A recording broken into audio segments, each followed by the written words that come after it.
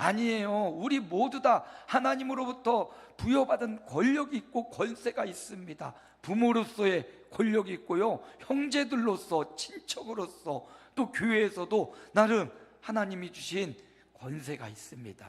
그거 어떻게 사용해야 된다고요? 하나님이 주신 것임을 믿고 그 권세로 공동체의 유익과 선을 추구하며 살아가야 된다. 이게 슬기로운 성도의 권력과 힘에 대한 입장입니다. 그래서 하나님이 나에게 가정이면 가정, 직장이면 직장, 생업의 현장이면 바로 그곳에서 내게 주신 권세를 남용하지 말고 청지기처럼 하나님이 잠시 맡겨줬음을 믿는 겁니다. 그리고 공동체, 내가 있는 그 그룹, 국가와 사회 공동체 유익을 추구하는데 써야 된다. 그리고 우리가 나라와 국가를 바라보며 복지국가가 되길 원하지만 이 나라가 아무리 복지가 좋아진다고 해도 하나님 나라가 될 수는 없어요. 그러므로 이 땅에 불공정하고 이 땅에 불편한 모습들을 본다고 실망하지 마시고 영원한 하나님 나라를 꿈꾸며 소망하며 그 나라를 이루어가는 것, 이게 바로 국가와 나라를 향한 슬기로운 성도의 삶이라. 오늘은 슬기로운 성도 생활 경제입니다. 누구나 다 태어나서 돈 좀 많이 벌고 싶고요, 그 돈을 가지고 잘 쓰고 싶고요, 그 돈 좀 가지고 걱정하지 않고 살아가길 원합니다. 사람은 행복하고 싶습니다. 행복에 여러 가지 요소가 있겠지만 돈이 어떻게 보면 행복에 아주 큰 위치를 차지하고 있습니다. 오늘 본문을 통해서 슬기로운 성도생활, 경제, 나의 경제는 건강한가? 나의 어떤 돈에 대한, 물질에 대한 가치관은 건강한가? 이것을 점검하는 시간이 되겠습니다. 성경적 슬기로운 성도의 생활, 경제를 우리 한번 말씀을 통해서 한번 살펴보기 원합니다. 오늘 8절 말씀인데요, 함께 읽어봅니다. 피차 사랑의 빚외에는 아무에게든지 아무 빚도 지지 말라. 오늘 말씀해 보니까 아무 빚도 지지 말라 이렇게 말하고 있어요.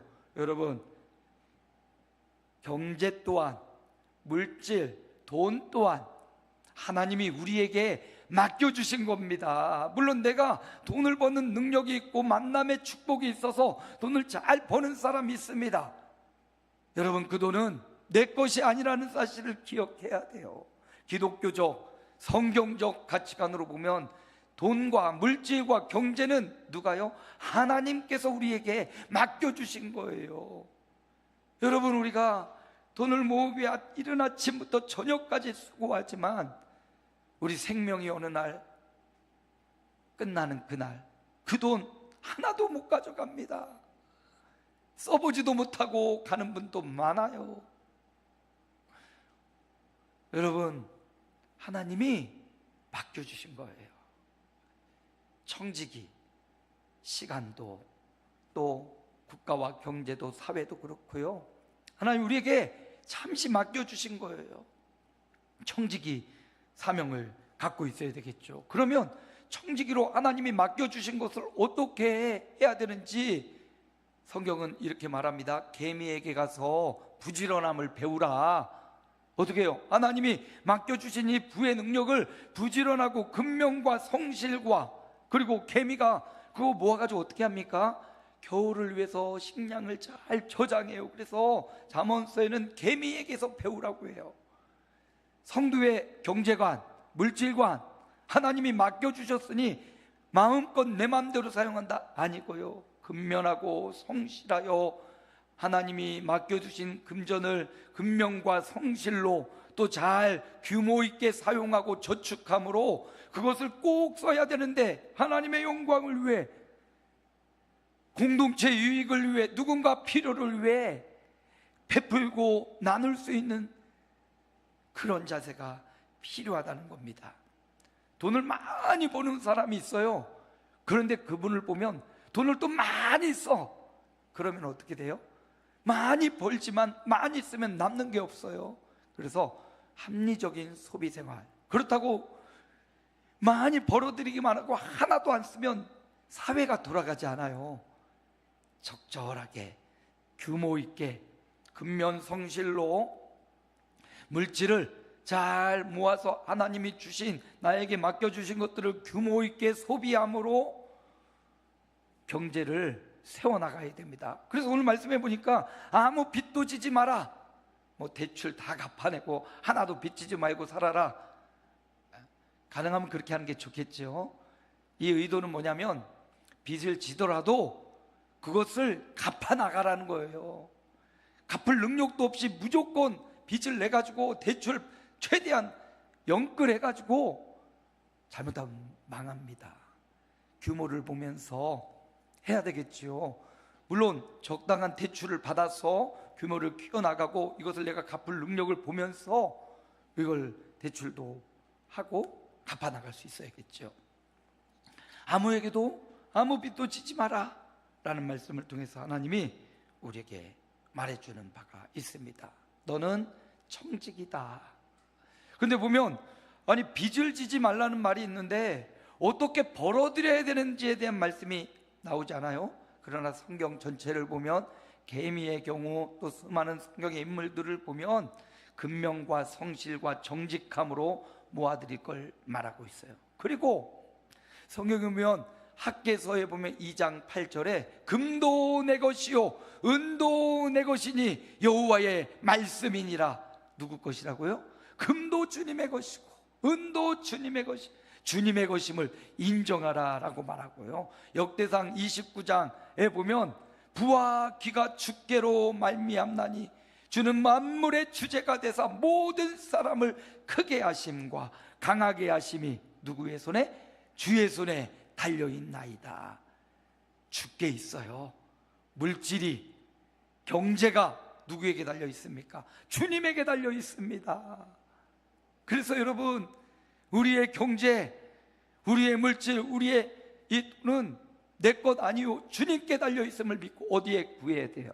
주님께 구하십시오. 여러분 청지기로 여러분을 삼아 주셨으니 하나님 주님의 금과 주님의 은을, 주님의 부와 주님의 귀를 우리에게, 나에게 베풀어 주옵소서. 주님이 주신 그것을 내 것인 양 사용하지 않고 주님의 영광을 위하여, 주님의 뜻을 위하여, 주님이 가라는 곳을 향하여 내가 성실하고 또 내가 규모 있게 하나님의 영광을 위하여 사용할 터이니 주님께 구하십시오. 성실함으로 여러분의 삶을 살아가면서 여러분의 재능과 여러분의 직장 잘 유지하면서 주님께 구하십시오. 금도 내 것이요 은도 내 것인 주님께, 부와 귀를 만물의 주제가 되셔서 갖고 계신 주님, 모든 사람을 크게 하시고 강하게 하시는 주님께 구하십시오. 세상에 구하지 말고 주님께 구하면서 성실과 근면으로 여러분의 일자리, 여러분의 자리를 잘 지켜내십시오. 주님이 주십니다. 그리고 주신 그것으로 올바르게 규모 있게 하나님의 영광을 위해 사용하려고 하는 이 굳은 마음과 결심이 더 중요해요. 이렇게 금을 구하고 은을 구하여 하나님이 주시는데 주시면 잘못된 데 사용하는, 그리고 믿음을 버리고 주님을 버리는 경우가 너무 많아요. 그러니 여러분, 먼저 청지기적 마음과 자세를 굳건히 세우시고, 그리고 하나님이 맡겨주신 이것을 나만을 위해 쓰는 게 아니라, 내 가족만 위한 게 아니라 우리의 주님의 백성들을 위해, 성도를 위해, 주님의 종들을 위해, 이웃을 위해 잘 쓸 수 있는 지혜를 달라고, 믿음을 달라고. 사랑의 비에는 아무것도 짓지 말래요. 오늘 열왕기하 4장 7절 함께 읽어봅니다. 그 여인이 하나님의 사람에게 나아가서 말하니 그가 이르되 너는 가서 기름을 팔아 빚을 갚고 남은 것으로 너와 내 두 아들이 생활하라 하였더라. 선지생도가 오늘날로 말하면 가정을 이룬 사람이 결혼을 하고 신학을 한 거예요. 근데 신학도가 돈도 부족하고 여러 가지 부족한 가운데 하나님의 말씀을 배우다가 빚을 지기 시작하고 그 집에 빚이 많아졌는데, 이 선지생도는 신학생인데 갑자기 사고인지 무슨 일인지 모르게 하나님이 부르셔서 소천한 겁니다. 남아있는 아내와 자식만 남아있는데 빚을, 그 아내와 자식이 그 빚을 감당하기가 어려운 겁니다. 그래서 선지자를 찾아와가지고, 선지자요, 선지자요, 내 남편 선지생도가 죽고 나는 아들과 나만 남았는데 빚이 너무 많아 빚쟁이들이 와서 내 아들을 종으로 가져간다고 합니다. 어떻게 하면 좋습니까? 그러자 선지자가 여기저기 가서 그릇을 모아와라. 그릇을 모아온 겁니다. 그리고 그릇을 모아오고는 그 그릇에 기름병을 가지고 기름을 부으라.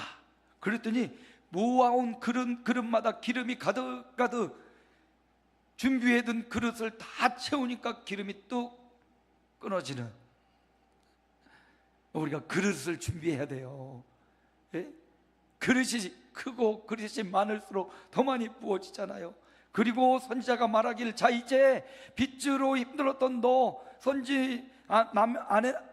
남편은 죽고 아내와 자식만 빚만 남아 종으로 끌려갈 터인데 그러지 말고 이것을 갖다가 팔아서 뭐를 갚고, 빚을 갚고 남은 것으로 너와 두 아들은 같이 생활하라. 선지자가 말해준 내용입니다. 여러분, 빚은요, 그래 너 남편 죽었으니까 도망가 이러지 않고요, 선지자가 빚을 갚으라, 갚을 수 있는 길을 열어주고 빚을 갚으라. 그래서 여러분, 우리 마음의 자세가 빚도 재산이긴 하지만 그 빚을 갚으려고 하는 몸부림도 필요하고, 빚을 어떻게 해서든 탕감받는 게 아니라 빚을 다 갚으려고 하는 마음의 자세가 필요하다는 것. 예. 어떤 사람들은 빚을 지고도 전혀 무감각하게 살아가는 사람들이 있어요. 성경은 그렇게 말하지 않습니다. 빚을 지거든 빚을 갚아나가라. 어떻게든 갚고 빚지는 삶을 살지 말아라, 이렇게 말해요. 교회 안에서도 이제 서로 어떤 경우 이제 돈거래를 하는 경우가 있는데, 가능하면 성도들끼리는 금전거래를 하면 안 됩니다. 예, 물론 믿음으로 한 형제가 되고 한 가족을, 공동체를 이루었지만 이 안에서 서로 개인적인 어떤 채무의 관계를 갖게 되면 하나님의 종인 우리가 그 사람의 종이 되고 그 사람 눈치를 보게 되고, 빌려준 사람은 왜 안 갚나 그러고 빌려온 사람은 언제 갚나 이러다가 서로 시험에 들기 쉬워요. 예전에 교회도 그렇게 서로 돈 관계가 얽혀져 있다가 이게 사건이 왕 터지니까요, 다 시험 들고 하나님을 경외하고 주님을 경외할 교회에서 서로 이 잘못된 금전거래를 통하여 큰 시험거리가 됐던 경우도 있습니다. 교회 안에서 물론 이렇게 사업장도 하고 뭐 하시는 분도 계시지만 선의로 그것들을 사용하고 그럴 수 있지만, 금전거래는 철저히 금할 수 있으면 좋겠고, 또 돈 흐름이 명확해야 됩니다. 돈 끝이 흐린 사람들이 있어요. 돈 끝을 흐리지 말아야 돼요. 명확하게 부모 자식 간에도 그렇고 또 다른 사람들과의 관계도 보면 금전 관계가 명료하지 않으면 참 그 사람은 신임 받기가 어려워요. 금전 관계를 명확히 하는 것, 이것 또한 슬기로운 성도의 경제 생활입니다. 가능하면 빚지지 않으려고 성실과 근면으로 저축하며 합리적 소비를 통하여서 하나님이 주신 그것을 가지고 잘 유용하며 살아가십시오. 행여나 내가 더 나은 어떤 발전을 위해 빚을 졌다면 어떻게 하라고요? 그 빚을 갚을 마음으로 부지런히 성실히 해서 그 빚을 갚아나가는 삶. 그래서 슬기로운 성도는 규모 있는 경제생활을 강조합니다. 하나님의 것임을 믿고 하나님의 것을 함부로 남용하지 말고 규모 있게 벌어들이고 규모 있게 사용할 수 있는 합리적인 경제생활. 빚은 지지 마라. 가능한 빚은 지지 말고 졌더라도 갚아내라. 이렇게 성경 말하고 있죠. 두 번째, 우리 8절 말씀 한번 다시 읽어볼까요? 피차 사랑의 비대에는 아무에게도 아무 빚도 지지 마라. 그런데 세상에 채무와 빚이 있지만 또 하나, 오늘 보니까 사랑의 빚이 있네요. 그런데 이 사랑의 빚은 보니까 외에는 이렇게 말하고 있어요. 사랑의 빚은 우리가 질 수 있다라는 말이네요. 사랑의 빚은 우리 모두가 그 빚을 지고 있다라는 말을 하고 싶은 겁니다. 우리 모두는 사랑의 빚진 자다 라는 것을 선포해 주고 있는 거예요. 세상에 빚은 없을 수 있지만 이 땅을 살아가는 모든 사람은 사랑의 빚을 지고 있다. 어떤 사랑이요? 우리를 구원하기 위해 이 땅에 오신 예수님의 사랑, 하늘 보좌를 버리고 친히 인간의 몸을 입고 이 땅에 오신 살아계신 하나님의 아들 예수 그리스도입니다. 그분이 우리를 위하여 이 땅에 오셨습니다. 33년의 생애를 통하여 우리의 인생을 구원하시려고 십자가의 길을 가셨습니다. 우리의 죄값을 우리가 치러야 되는데 주님이 대신 그 죄값을 대신 지시고 십자가의 길을 차원에서 가셨어요. 우리를 살리려고, 우리를 죄의 모든 굴레에서 벗어나게 하려고 주님은 십자가를 졌습니다. 죽으셨습니다. 생명으로 우리의 죄값을 대신 치러주셨습니다. 왜요? 우리를 사랑하기 때문입니다. 저와 여러분을 구원하기 위하여 우리를 위하여 친히 사랑의 십자가를 지셨던 겁니다. 우리는 그러기에 모두 다 주님의 사랑에 빚진 자입니다. 내가 사랑에 빚진 자임을 깨달아야 돼요. 내가 하나님 사랑에, 예수님 사랑에 빚진 자로 여기 있다라는 사실을 알아야 됩니다. 사도 바울은요, 로마서 1장 14절이 이렇게 말해요. 함께 읽어봅니다. 헬라인이나 야만인이나 지혜 있는 자나 어리석은 자에게 내가 빚진 자라. 사도 바울은요, 예수님을 만나고 나서 내가 빚진 자라는 사실을 깨닫게 되었어요. 예수님을 만나고 보니 내 인생의 모든 빚, 내 인생의 죄값을 다 치러주신 예수 그리스도, 그분에게 내가 빚을 졌구나. 다른 빚은요, 갚아나가면 점점점 이자도 줄고 원금도 줄어가요. 근데 주님의 사랑의 빚은요, 아무리 갚아도 담이 없어요. 이 빚은 무엇으로도 갚을 수가 없어요. 그래서 주님이 말씀하시기를 사랑으로 갚으라는 거예요. 사랑으로 나의 빚을 대신 져주신 주님께서 우리에게 말씀하시기를 너는 이제 사랑의 빚진 자이니 너도 어떻게 해라? 사랑으로 빚을 갚으라. 이렇게 말씀하셔요. 여러분, 이걸 우리가 깨달아야 돼요. 세상에는 가능한 아무 빚도 지지 말아라. 그런데 너는 하나님 앞에, 예수님 앞에 너는 사랑의 빚진 자다. 그 사랑, 너 세상에 빚을 내면 그거 갚으려고 어떻게 해서든 그거 먼저 갚으려고 하잖아요. 우리 주님께 사랑의 빚을 빚진 저와 여러분도 그 사랑을 갚아나가고 내가 사랑의 빚진 자인 사실을 인식하고 살아가야 되는 줄로 믿습니다. 그래서 바울은 예수 만나고 빚진 자로서 그는 어떻게 합니까?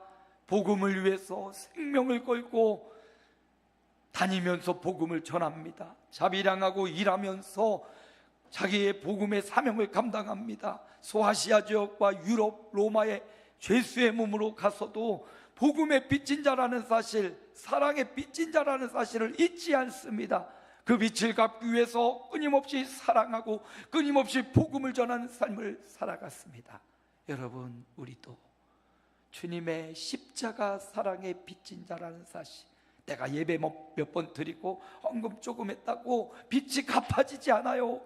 그러나 그 빚을 갚아야 된다는 사명감과 소명감으로 오늘 이렇게 예배하고 마음과 정성과 뜻을 다하여 하나님을 경외하는 삶, 이게 빚을 갚는 삶이에요. 밀턴 허시라는 사람이 있었어요. 이는 미국에서 사업을 해가지고 큰 돈을 버는데요, 밀크 캐러멜 있죠, 밀크 캐러멜. 우리 어릴 때 그 밀크 캐러멜 얼마나 맛있어요. 미군들이 뭐 갖다 주기도 했다는데, 우리나라 밀크 캐러멜 조그만데 12개인가 딱 들어있잖아요. 그거 하나 입에 넣어가지고 그거 막 깍깍 씹어 먹으면 없어지니까 살살 입에서 막 빨아먹던 그 밀크 캐러멜. 이 밀턴 허시라는 사람이 미국에서 밀크 캐러멜을 개발해낸 거예요. 그 전까지는 이 사탕이나 이런 것 종류밖에 없는데 카라멜을 개발을 해내고 거기에 우유를 첨가해가지고 생우유를 잘 희석해가지고 밀크 카라멜, 우유 맛이 나는 카라멜인데, 그걸 먹으면 고열량으로 이게 군대에도 납품돼가지고 갑자기 기력이 떨어지거나 그럴 때 카라멜을 먹으면, 단계 들어가면 당이 땡긴다고 하잖아요. 힘이 나는 것처럼 이게 군에도 납품이 될 정도로 어마어마한 불을 얻었다고 해요.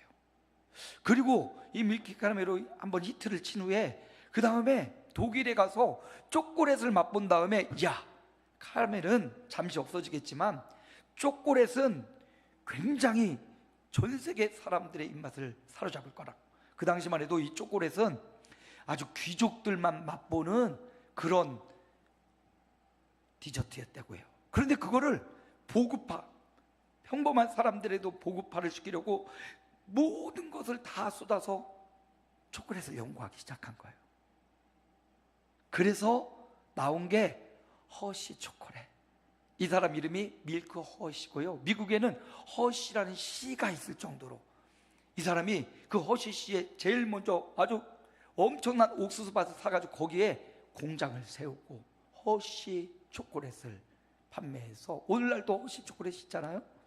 그는 죽었지만, 그러다가 초콜릿을 한참 인기를 끌다가 미국에 대공황이 옵니다.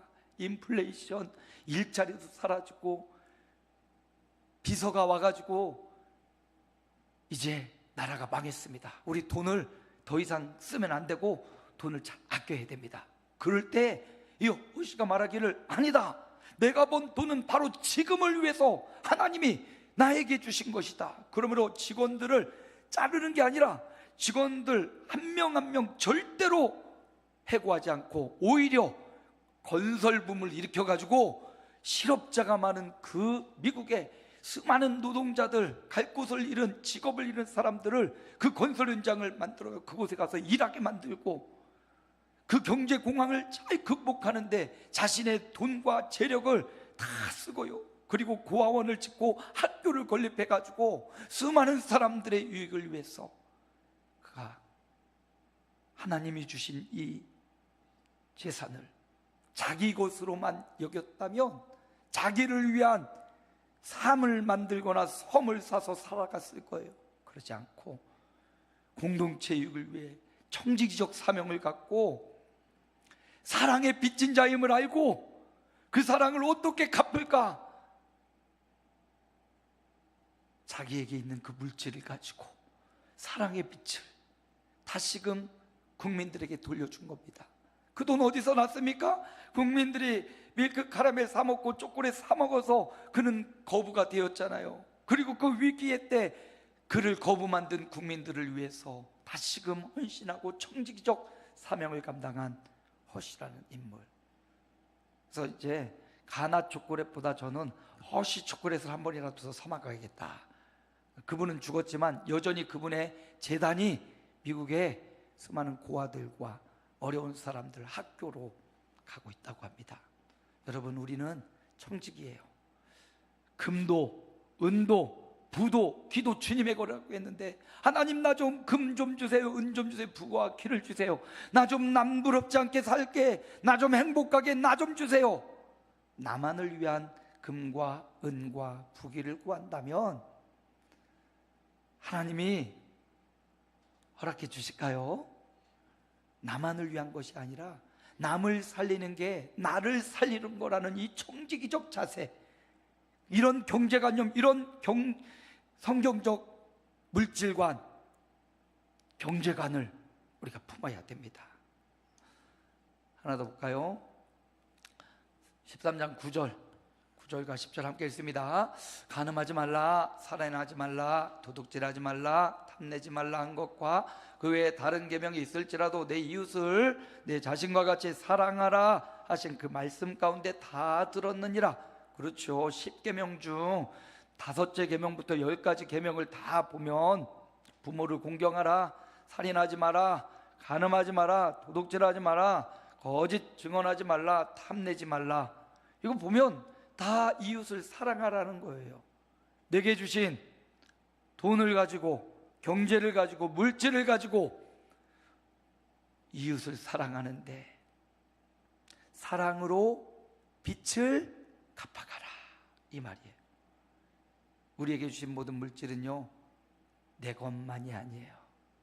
같이 공유하고 같이 하나님의 영광을 위해 쓰라고 잠시 맡겨주신 겁니다. 그래서 여기 십계명의 뒤에도 보면 다 물질과 관련돼 있어요. 부모를 공경하는데 물질 필요하죠. 물질이 있어야 부모를 잘 공경할 거 아닙니까? 도둑질, 이거 남의 것을 내 것으로 가져오는 거잖아요. 이것도 물질에 관련된 거예요. 탐내지 말라, 탐내는 거, 이것도 마음의 탐심으로 부러워하거나 내 것으로 품으려는 거잖아요. 다 물질과 관계된 경제와 관련된 건데, 이 경제와 관련된 모든 것이 뭐로 연결된다? 사랑으로 나타난다. 사랑하면 아깝지 않아요. 그렇지 않아요, 여러분? 사랑하면 아깝지 않아요. 내 것을 줘도, 시간을 줘도, 정성을 줘도 아깝지 않아요. 근데 사랑하지 않으면 아깝기 시작하고 계산이 들어가기 시작합니다. 하나님은 우리에게 주신 경제를 가지고 근면하고 성실하고 저축하고 합리적 소비를 통해서 잘 벌어들인 그걸 가지고 어떻게 쓰기를? 사랑으로, 연약하고 이웃을 위해 사랑하며 사용하라고 말씀하고 계십니다. 10절도 볼까요? 함께 읽습니다. 사랑은 이웃에게 악을 행하지 아니하나니 그러므로 사랑은 율법의 완성이니라. 율법은 뭐 하지 마라, 뭐 하지 말라 하는데요,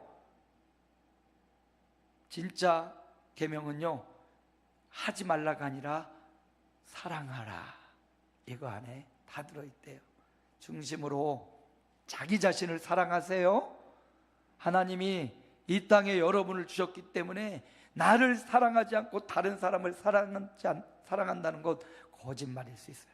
자신을 사랑하시고, 뭐 이기적인 사랑이 아니라요, 나의 존재 자체, 나의 성품과 성향, 나를 누구의 자녀, 누구의 부모로 주신 하나님께 자존감을 높이며 여러분 하나님의 사랑받은 자이기에 나를 사랑하라는 말이고요. 두 번째, 여러분의 가장 가까운 이웃인 배우자, 남편과 아내, 그리고 여러분의 자녀들, 형제들, 이게 가장 가까운 이웃이에요. 이웃이라고 그들 배제하고 그들만 이웃 아닙니다. 가장 가까운 이웃을 내 몸처럼 아끼지 않고 사랑하십시오. 그리고 우리 교회 공동체가 하나님의 가족입니다. 그래서 교회 공동체를 사랑하고 아끼고 살아가야 됩니다. 오늘 이 이야기를 보면서 저는 바울이 로마서 썼지 않습니까? 바울이 빌레몬에게 자신의 사랑하는 오네시모라는 사람을 보내는 내용이 나와요. 빌레몬서가 한 장인가 밖에 안 나오는데 그 안에 여러 가지 내용이 담겨져 있습니다. 부유한 빌레몬에게는 오네시모라는 종이 있었어요.